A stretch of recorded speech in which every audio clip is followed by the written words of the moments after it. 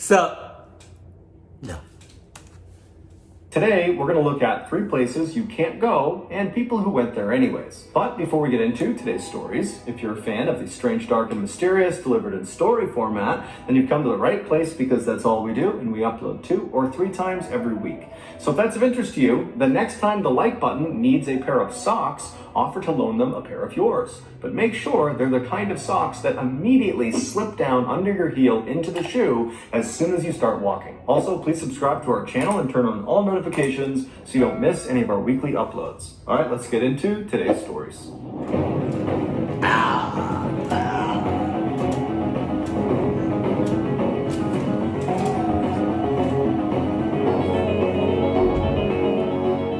In 1990, 31-year-old John O'Brien was a landscaper in a town just outside of Chicago, Illinois. In January of that year, he and his friend David decided they wanted to escape the cold Chicago winter and go on some vacation to somewhere nice and warm. And so they decided to book a trip to the very sunny Caribbean islands of Trinidad and Tobago. They left for their trip just a couple of days later, which was believed to be January 8th or January 9th, and the hotel they were staying in was right near the airport in Trinidad. So they land in Trinidad, they get off their... That is good. Oh, that's pretty. That is so pretty. Oh my God.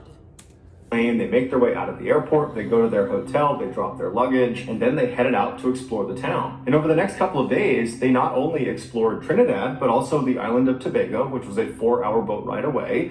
And they had great food, they saw some really cool attractions, and just overall, they had a chance to relax in the warm weather while all their friends back home were freezing in Chicago. And so, by all accounts, their vacation was going exactly to plan until Sunday, the 14th of January. This was the day before they were supposed to fly back to Chicago. That day, John began complaining of some unnamed health issue, which has not been made public, so we don't know what it is, and he went to some drugstore in town in Trinidad to look for a specific medication for this unnamed health issue. But the drugstore did not carry this medication, so John left and he went to another drugstore and another store, but nobody had this medication. And so by the time John got back to the hotel and saw David, David would later remark that John was not only distraught about not having this medication, but John was disoriented. Like whatever this health issue was, it was starting to manifest itself in this kind of disoriented state that John was in because it was not being treated. But eventually, David decided that John was okay enough that they did not need to call a hospital or call a doctor, and the 2 men decided to just go to bed because after all, they had a very early flight the next morning. So the 2 men climb into their respective beds, which are in the same room, 2 twin-size beds, and they fall asleep. But about an hour to maybe an hour and a half after David had fallen asleep, he wakes up to some man standing next to his bed, choking him. Oh my God!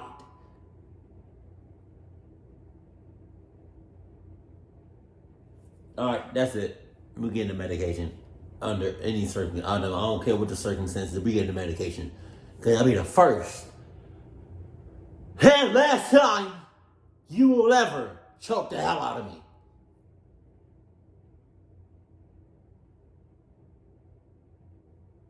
His throat and throttling him, and so David has no time to respond to what's going on. He just starts grabbing this guy's hands and he manages to push them off of him, and then this guy who's standing next to his bed grabs the lamp next to him and smashes David with it. Damn. David, from getting hit, falls out of the bed, he lands on the ground, and this guy, his attacker, jumps on top of him, and the 2 men are fighting, but eventually David manages to overpower this guy and he kicks him off. And as soon as he does that, he realizes this guy that's been attacking him is John, and John is completely naked. He's got no clothes on. And so John just stands up and David's looking at him like, what's going on? And John just runs out of the hotel room. He ends up running down the hall. He goes down the stairs. He runs past the front desk, out the front doors of the hotel, and just takes off running. And so John runs for several minutes until he reaches the airport, but instead of going through the front gates, he goes to the side of the front gates where there are these huge chain link fences with barbed wire at the top.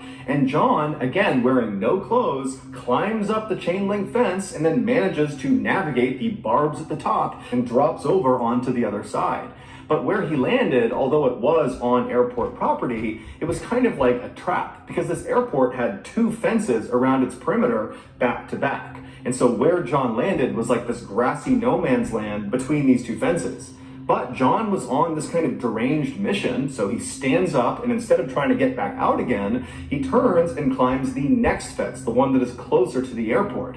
And so he climbs up this fence, he manages to get past all the barbed wire at the top, and he drops into the parking lot on the other side. He stands up and just continues running towards the main building of the airport. But between him and the main building of this airport is this huge concrete wall that doesn't look like it has any place to grab onto to climb over it. But John runs up to this wall and manages to climb up and over the wall. And where he landed on the other side was right next to this security guard shack. And so he comes crashing down, and the 4 security guards that are in this shack, they see him come over the wall. They see this naked guy just suddenly appear. And so they charge out to apprehend him and figure out what's going on. But John apparently attacked them. We don't know exactly what he did, but he managed to overpower all 4 of them, and he stole their 4-wheel drive vehicle. And so John just bombs away from the security guard. Security ass. Security ass on ass. Tom and Jerry ass. Back with the 4 security guards chasing him on foot.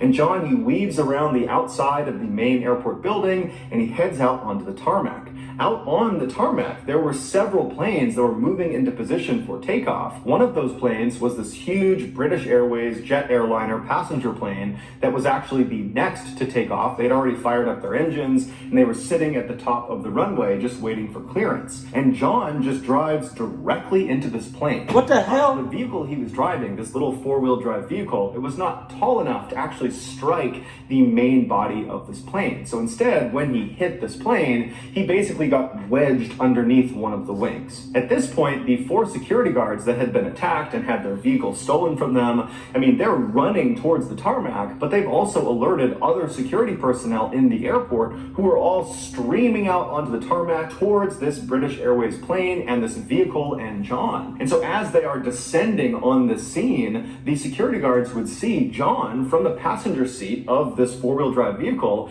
He stands up and they can see he's got a pretty nasty cut on his shoulder. And John reaches up and starts rubbing his hand on the underside of the plane, which had been damaged from running into it. And there was oil leaking off the underside of this plane. And John began rubbing this oil around and then dabbing it into his big wound on his shoulder. And then after packing it with this oil, John leapt out of the wrecked 4-wheel drive vehicle and then just took off running away from all these security guards and away from this plane. And in the chaos of this moment, all these security guards and all the airport personnel that were descending on this scene, they managed to lose sight of John. He disappeared on the backside of this plane. And so all these security guards and airport personnel, they come to a stop about 100 feet away from this plane and this wrecked vehicle, and they're just kind of staring at it, wondering, what are we going to do next? They're calling other agencies to come in and assist with this situation, when all of a sudden, somebody notices John about 300 feet away on the other side of the plane. He comes out from behind a building. And so he's running towards the plane, he's running towards this wall of security guards and other airport staff, and John, he manages to get all the way up to the plane before anybody can come up and apprehend him, and when he reaches the plane... Security is ass! Die! Y'all suck!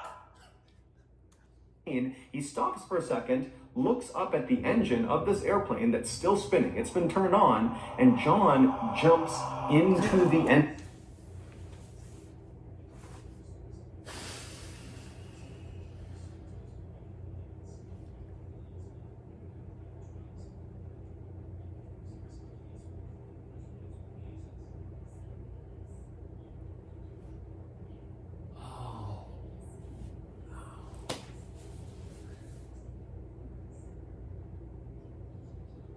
Yeah, I wasn't looking hard enough for that medicine. And instantaneously, John ceases to exist. He is completely decimated. No one knows for sure what actually caused John's rampage, although it's assumed it had to do with whatever this unnamed health issue was. Ultimately, his death was ruled a suicide. One of the most dangerous Olympic sports is called luge. In a nutshell, one or two people who are called lugers will ride a... Oh, I don't really, like, I know about the Olympics, but I don't just, like, sit down and watch it. I'll watch, like, some highlights or whatever, but I don't sit down and watch it. But I know about this. I've seen, like, very, very small clips of this. They going dumb fat, like, stupid fast.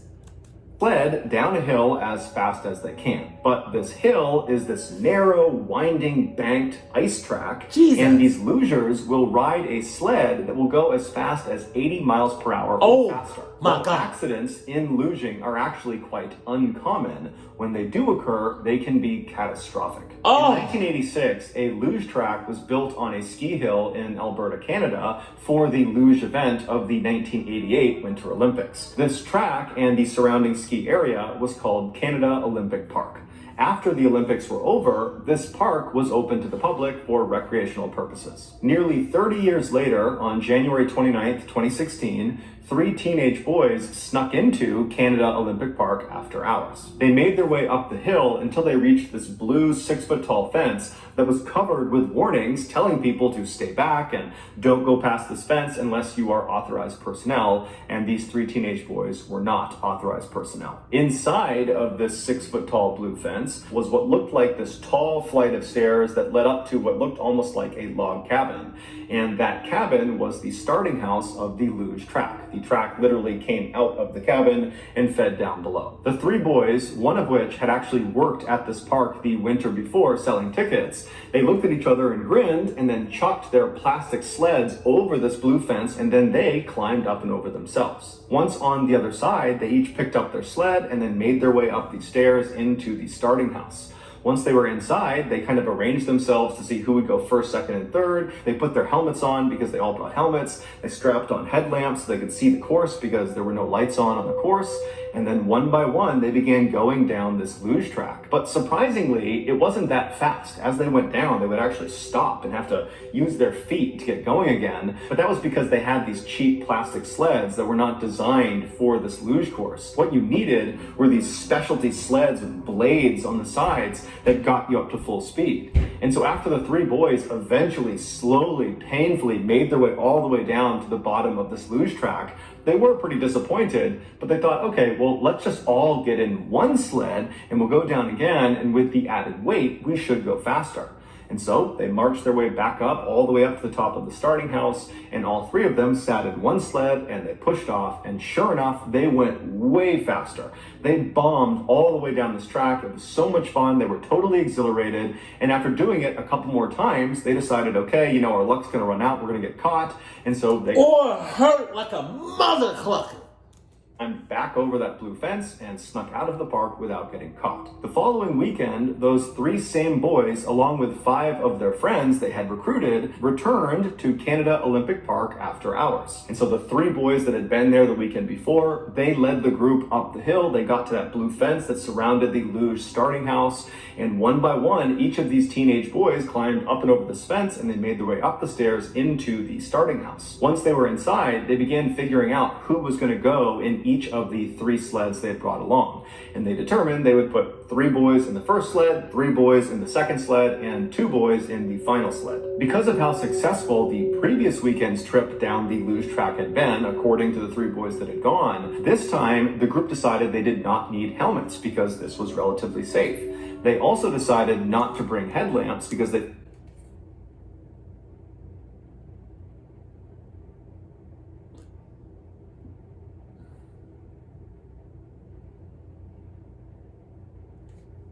I bet you they also decided not to bring Adidas. Figured it would be more exhilarating to go flying down this track in the darkness. And so a little after midnight on February 6th, the first 3 boys climbed in. They all cluck asses. Every last one of them. They all cluck asses. They about to get hurt, I can tell you. First sled and pushed off. At first, it was going exactly to plan. It was fun, they were going fast, it was exhilarating, but then disaster struck. Unlike the previous weekend, this weekend, there was a metal chain that had been strung Just on some Final Destination type shit. Oh, I can see where this is going.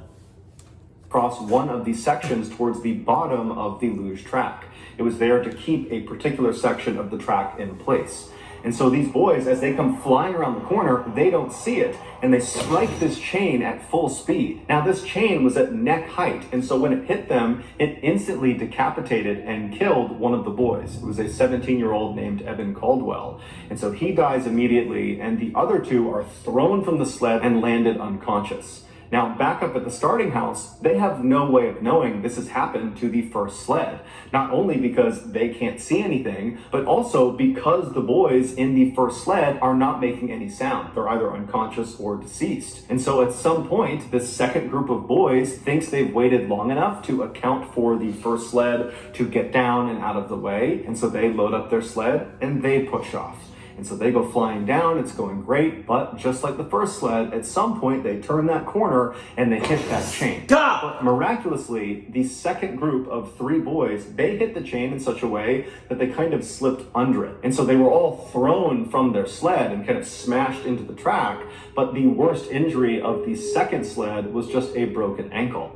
And so this group, they stand up and they're totally disoriented. It's dark. They don't know what they just ran into. And before they had a chance to kind of collect their thoughts and yell up to the starting house to try to warn the third and final group not to go, it was already too late. All the boys could do in the second sled group was to just get out of the way as the third and final sled carrying the final two boys came bombing down, and they too struck that chain at full speed. One of the two boys on board this third and final sled was a 17-year-old named Jordan Caldwell, and he too, unfortunately, would be decapitated by the chain and would die instantly. And he was actually the twin brother of Evan Caldwell, the boy on the first sled who had also died. The other boy on the third sled would be thrown from the sled and would suffer grievous injuries as well. One of the survivors of the crash, who was actually on the first sled, his name was Caleb, and he was knocked unconscious from being thrown. When he came to, he was laying in a section of the track that was covered by a tarp, and at first he couldn't see anything, he couldn't hear anything, but he just felt like there was something lodged in his throat, and it was making it very hard to breathe. Most likely that was just from his throat being crushed in from hitting that chain. And so as he's struggling to breathe, his senses began to come back to him, and his sight came back, and he noticed he was laying down, and one of the boys who had been on the second sled was kneeling next to him. This was one of the boys that had not been badly hurt, and he had his hand on Caleb's shoulder, and he was praying for Caleb to survive. And so as Caleb is taking in that someone is praying over him, he notices somewhere else. His hearing is starting to pick up. He can hear someone else, and it would turn out to be a boy named Mark, who was on the first sled, who had been very badly injured. His face was very badly beaten up. He was laying somewhere nearby, and he was just singing this religious song. He was trying to keep spirits high, and he was trying to will people to hold on and to survive as long as they possibly could. And then Caleb remembered hearing someone calling 911, and then he doesn't remember what happened next. When the paramedics ultimately arrived within the hour, they got to the track, and they found all of these boys spread out all over the track, because when they hit this chain, they got sent flying. But they discovered the twins were actually laying right next to each other, and none of these surviving boys had moved their bodies. And so even though the grief was just unfathomable amongst this family that had lost their two sons, there was some solace in the fact that despite having come down in different sleds, that the twins, Evan and Jordan, were together in their final moments. The 6 survivors of this accident would walk away from it with life-changing head injuries and other medical issues, and they would walk away with an indescribable sense of guilt and regret. But they consider themselves lucky because at least they survived. Holy shit. IQ, which stands for intelligence quotient, is a measure of someone's intelligence. To find your IQ, you need to take an official IQ test, which gives you an IQ score. The vast majority of people will score about 100 as their IQ, and so that's considered to be the average intelligence for any given person.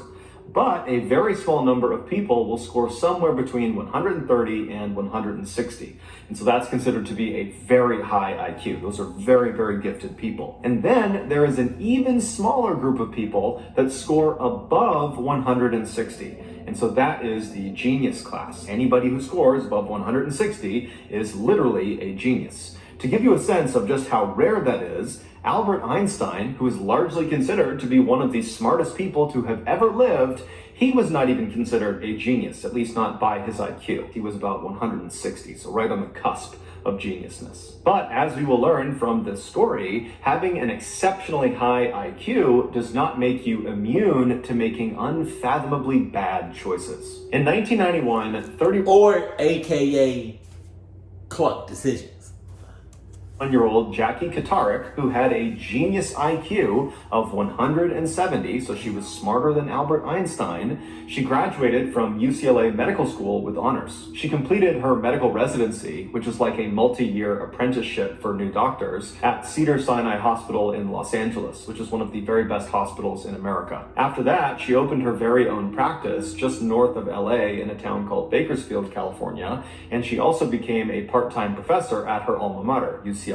By all accounts, Jackie was brilliant, she was successful, and she loved what she did, and her patients and her students loved her right back. Fast forward to 2010, Jackie was 49 years old, and she was still running her very successful practice, and she was still teaching at UCLA, and she was in an on-again, off-again relationship with a 58-year-old man named William Moody. While the details of their relationship are not really publicly known, it's fairly easy to deduce from the reporting that came from this case that Jackie and William fought a lot. On Wednesday, August 25th of that year, Jackie was spotted by herself at a Mediterranean restaurant in Bakersfield, California, having some drinks. And then at some point during the night, she called a ride service to pick her up and take her home again.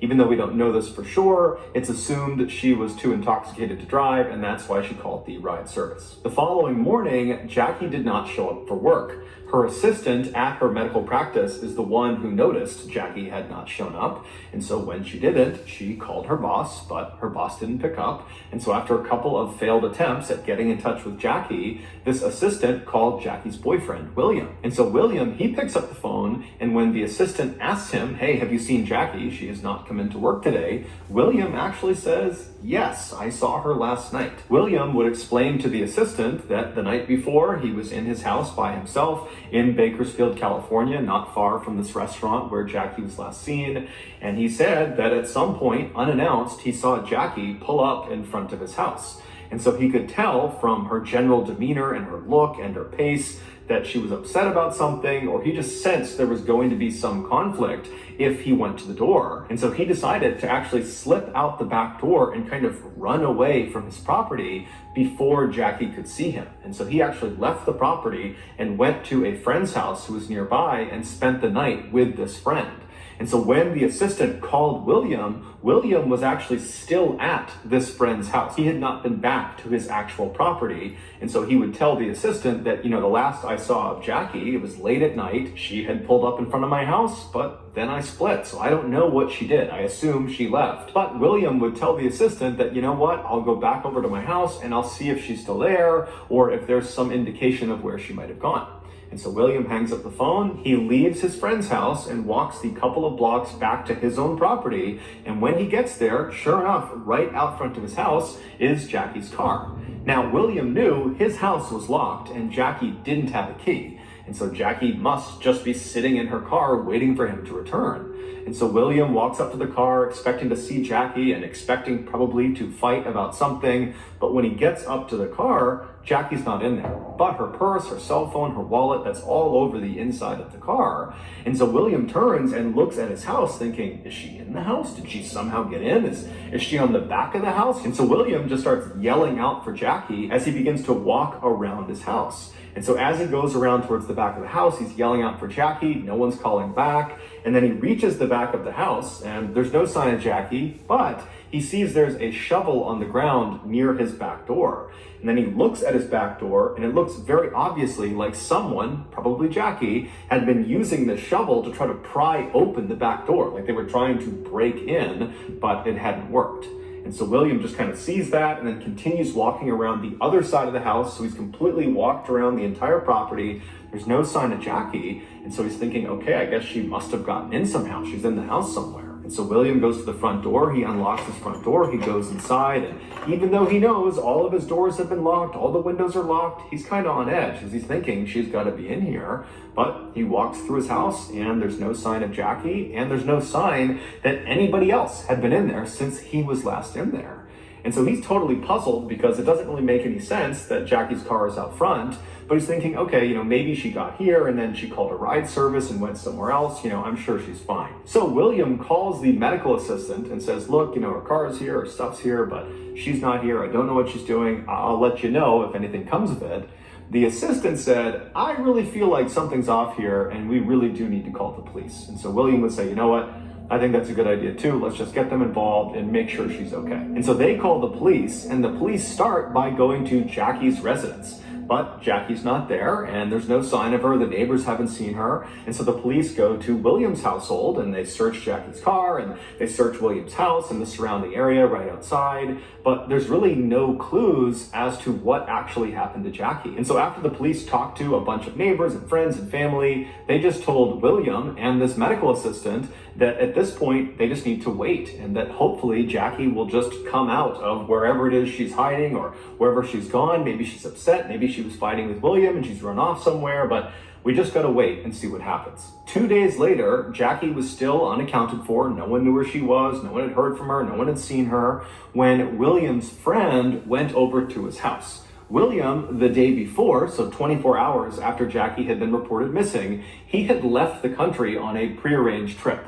But he was not being looked at as a potential suspect or having anything to do with Jackie's disappearance, and so he was allowed to go. And so this friend had been asked to go to his property to feed his fish. And so he shows up on Saturday, that's 48 hours after Jackie has been reported missing. He goes inside the house, and immediately he is hit with this terrible smell inside of William's house. And so he's covering his face, he's walking around the house trying to figure out where the smell is coming from. He thinks it could be the fridge, maybe something's rotting that's fallen out or the door's open or something, but it's not the fridge. He goes to the trash, it's not the trash. He goes to the fish, it's not the fish. He makes his way over to the fireplace and he realizes that's where the smell is coming from. And so kind of reluctantly, he gets down and he kind of smells inside the fireplace, but it's not really coming from the area where the logs would be. It's coming from up in the chimney flue. Oh, shit. So he puts his head down and kind of turns and looks up the chimney, and about 2 feet up the flue, dangling down, are 2 human legs. Damn! They would be Jackie's legs.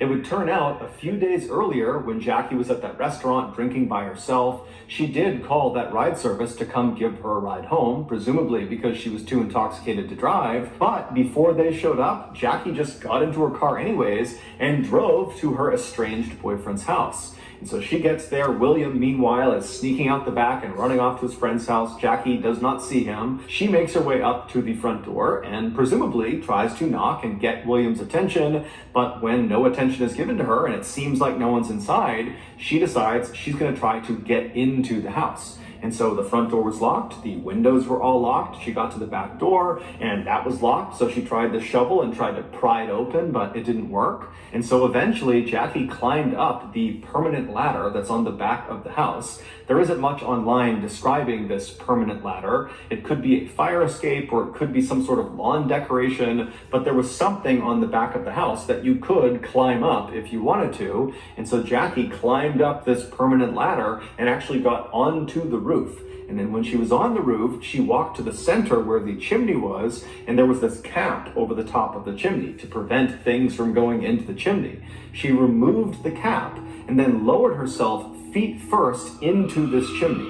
Now, it's unclear how quickly she descended this chimney, but eventually she got stuck because the width of this chimney was not uniform. It started fairly wide at the top and then narrowed as it went down. And so at some point, as she went down feet first, she would have gotten completely wedged. It wouldn't have mattered if her hands were above her head or by her side, because either way, they were useless. She couldn't bend her arms, and there was nothing to grab onto, so her arms couldn't do anything. And then below her, there was nothing for her feet to push onto. And so she was totally stuck. And since William was not in his house, he had left, there was no one there to help her. And so Jackie probably started screaming for help, but as soon as she did that and she exhaled that huge scream, her chest would have constricted from exhaling, and that would have shrunk her chest, making her thinner, and she... Wait a minute, wait. I have to test this out. So, no. Help. Help.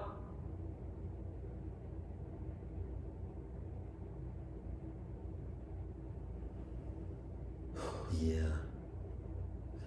I was trying to be loud without really moving my ribs. Help. But I think the only way for you to be loud is for you to like get in some air. Like, help. Cause if you just no. I think you slick can be loud without really expanding your ribs. But I think with like any movement whatsoever, you would get like tighter and tighter. Dropped a little bit farther into the chimney, and then when she breathed back in again, her chest would not be able to expand back to its original position because the chimney would be restricting her. It's like this brace that's around her chest that as she gets lower and lower and lower, it gets tighter and tighter and tighter. And so her lung capacity is shrinking second by second. And as her lung capacity shrinks, she would not have had the lung strength to emit a loud enough sound to get anybody's attention. Basically, she couldn't scream. She couldn't take in a big enough breath to scream out. And so she was just stuck in this totally compromised position in this claustrophobic little chimney where she could do nothing but wait and hope maybe William or someone took notice of the fact that she was in here, even though, again, she couldn't get anyone's attention. And so most likely, she would have begun rationing her breaths because, again... Yeah, I would have never thought she would be in the chimney. She would have just, I gotta be honest with you, she would have died in that chimney. Because ain't no way in the world I'm thinking, oh, a person has to be in the chimney. I don't know. If I realized that somebody was messing with my house, I think I would have checked. I think I would have probably checked everywhere. Never mind. Every time she breathes out too much, she goes farther and farther, making it harder and harder to breathe. And at some point, starting on Thursday night, she would have heard William in the house. He would have been only a few feet away from her, but she can't make a sound loud enough to get his attention. And we know she was alive by Thursday night because neighbors heard someone faintly yelling help on Friday night. So nearly 48 hours after she got stuck in the chimney, it's believed she was still alive. And those neighbors, when they heard that faint call for help, they assumed it was kids in a nearby pool, and so they didn't do anything about it. When they found out what had happened, they thought, you know... What? They thought it was kids in a nearby pool, and they didn't do anything about it. That sounds, you an ass. Wow, I'm not even gonna hold you. You not gonna do nothing? That's ridiculous. But whole time, what's his name? William? I forgot his name. He was in the house with her. What, a few feet away from her? She couldn't make no noise whatsoever, like nothing. She couldn't be like, I think with any noise you make, from like, you know, in the inside, I think your lungs, I think your ribs expand.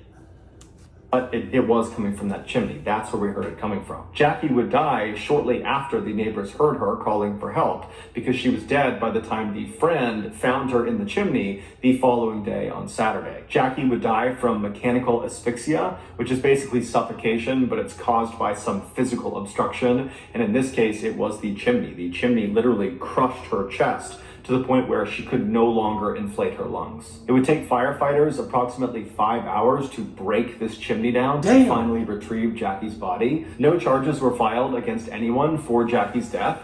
It was ruled to be an accident caused by an unbelievable error in judgment by an unbelievably brilliant woman. So that's... No, now I know. I thought chimneys was just one size all the way down and all the way up. I did not know they expanded. Like, they started out all, like, I didn't know from the top of the chimney it's wide and then it gets, like, you know what I mean, small. Or I didn't know it starts from small and then goes, like, that's crazy. Do it, guys. If you found the secret in today's episode, let us know in the comments section what it is and where you found it, so give us the timestamp, and if you're the first to do that, we'll pin you at the top of the comments section.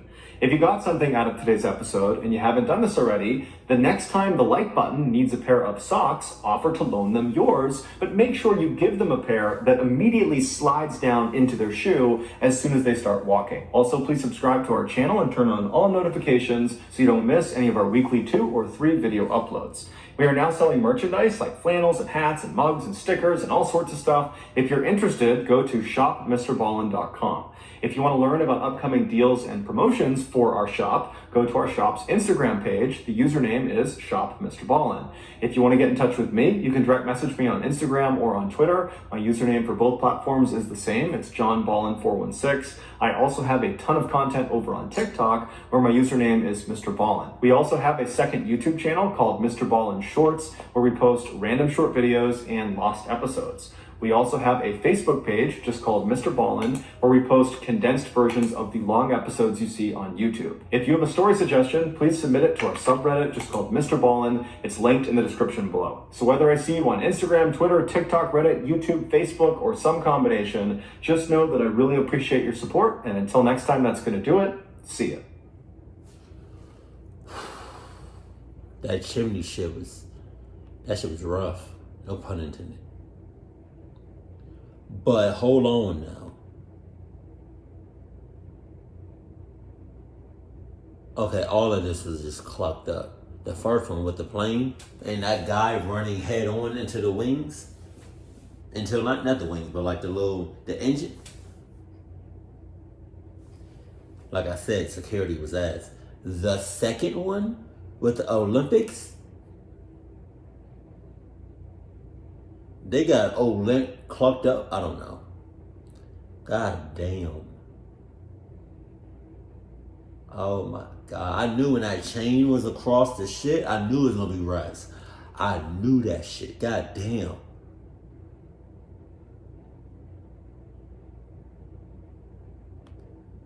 They was ready to risk it all right then and there. I promise you that. Because why would you not have a helmet or any type of protection on you? Like, going that fast on ice? Come on, man. Damn.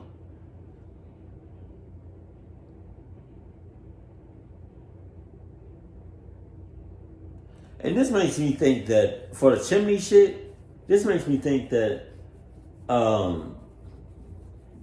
that Santa Claus isn't real. I already knew Santa Claus wasn't real, but like, this further solidifies it, because how the hell is a fat ass Santa Claus gonna go down the chimney? He can't.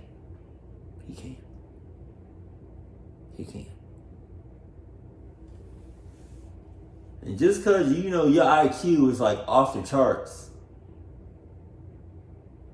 don't make you like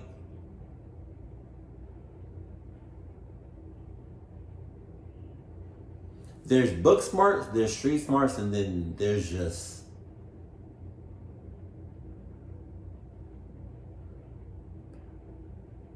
common sense. But not I don't want to say common, like, I mean common sense, but in a very loose term. Like, I didn't even know chimneys did that.